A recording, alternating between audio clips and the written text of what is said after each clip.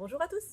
Cela fait un bon moment que je surveille le marché à la recherche du porte-bébé qui soit le plus adapté pour Martin et pour moi. Je souhaitais un porte-bébé facile à utiliser, confortable et qui convienne à de multiples âges. J'ai trouvé mon bonheur chez Love Radius avec le Hoodie Carrière 2.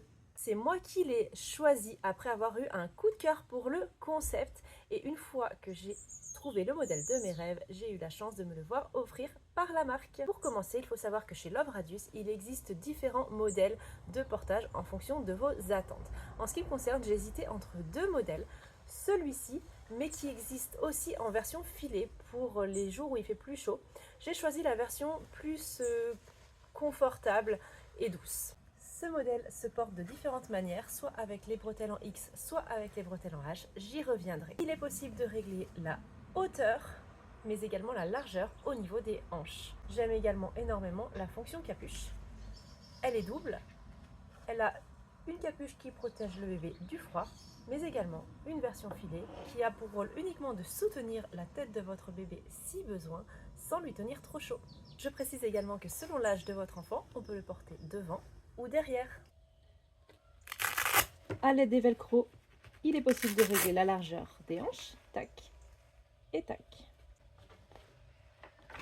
Avec les réglages au niveau des bretelles, il est possible de régler la hauteur ici. Il y a un petit cale-tête rembourré très confortable. Voici les capuches dont je vous parlais, qui s'accrochent ici et à l'aide de boutons pression, on peut les mettre ensemble. Nous avons également une ceinture et des bretelles que l'on peut mettre donc en H ou en X. Il existe dans différentes couleurs. Celle-ci, c'est une édition limitée qui s'appelle Mermaid. J'ai essayé les deux façons de le porter sur le ventre, à savoir avec les bretelles en X ou avec les bretelles en H. En ce qui me concerne, je préfère le porter avec les bretelles en X. Je pense que cela convient mieux à mon petit gabarit et ça répartit mieux la charge sur le dos. Mais j'ai pratiqué et essayé les deux pour vraiment faire mon choix. Donc je vous invite vraiment à faire de même. Avant de commencer, pensez à régler la largeur de l'assise avec les scratchs qui sont ici. Puis la hauteur qui se règle avec ces bretelles-là. Une fois que c'est fait, on peut installer son bébé. Je commence par la ceinture que je mets autour de ma taille. La face des réglages devant pour commencer. Je la passe dans la bride. Hop. Je serre au réglage qui me convient. Je la remets devant. Le but est que la tête de votre bébé soit à hauteur de bisou. Et donc la ceinture ne doit pas être trop basse en fonction de la taille de votre enfant. Pour l'installation en X, je vous recommande de desserrer les bretelles au maximum et de les resserrer si besoin après coup. Ensuite, prenez l'une des deux bretelles, mettez-la sur l'épaule qui se trouve du même côté et ramenez la bretelle dans le dos. Ensuite, vous allez passer la bretelle ici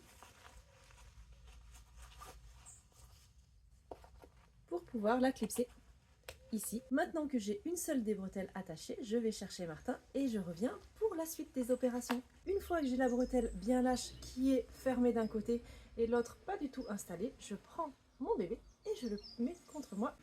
Je place ses jambes de chaque côté de l'assise.